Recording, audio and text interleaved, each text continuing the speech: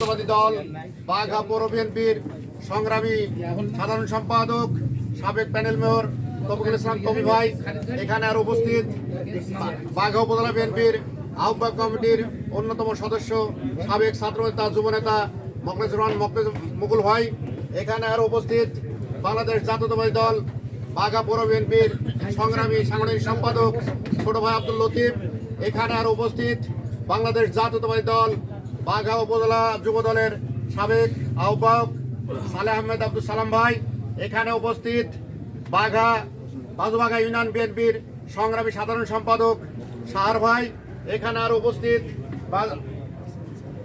বাঘা উপজেলা স্বেচ্ছাসেবক দলের সাবেক সভাপতি আসলাম ভাই এখানে বাজুবাঘা ইউনিয়ন যুব দলের সাবেক নেতা ইমামুল ভাই এখানে বাঘা উপজেলা ছাত্র দলের সংগ্রামী ছাত্রনেতা ছাত্র দলের আহ্বায়ক সেলিম ভাই এখানে আরো উপস্থিত বিএনপি নেতা মাসুদ ভাই এখানে আরো উপস্থিত বাঁকুড়া ইউনিয়ন বিএনপির সংগ্রামী সাবেক সভাপতি ফিরোজ ভাই এখানে আমার সামনে উপস্থিত মণিগ্রাম ইউনিয়ন বিএনপির সংগ্রামী সাংগঠনিক সম্পাদক কালু ভাই আমার সামনে আরো উপস্থিত ওয়ার্ড নেতা পিন্টু ভাই এখানে বাজুবাঘা ইউনিয়নের সাবেক মেম্বার আমার নসাদ ভাই সহ আমার সামনে বাজুবাঘা ইউনিয়নের প্রত্যেকটি ওয়ার্ডের সভাপতি সম্পাদক সহ আমার সামনে বাংলাদেশ জাতীয় দলের নেতাকর্মী সবার প্রতি রইল সালাম, আসসালামু আলাইকুম। সংগ্রামী সাথী ও বন্ধুরা, আপনারা জানেন আজকে আমরা এই বাজুবাঘা ইউনিয়নে একটি অফিস উদ্বোধন করছি।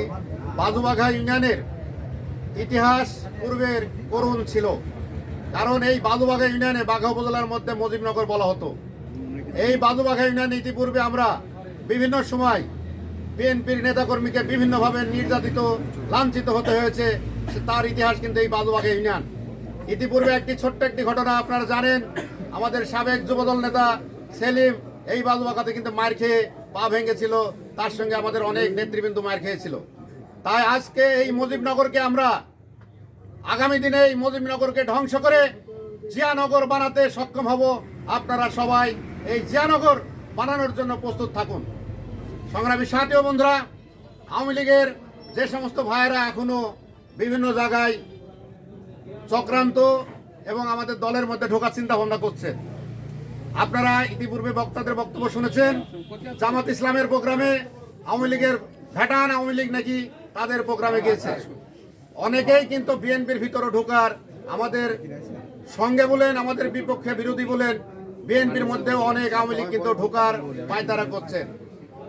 আপনাদের কাছে আমি বড় হাত ধরে অনুরোধ করব, নিজের বিবেককে প্রশ্ন রেখে অবশ্যই কোনো আওয়ামী লীগকে আশ্রয় প্রশ্রয় দিবেন না।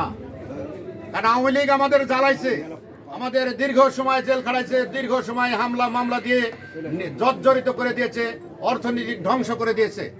সংগ্রামী সাথী ও বন্ধুরা, আপনারা কখনোই আওয়ামী লীগকে কোনো জায়গায় প্রশ্রয় দিবেন না। আর কোনো আওয়ামী লীগ যদি একটু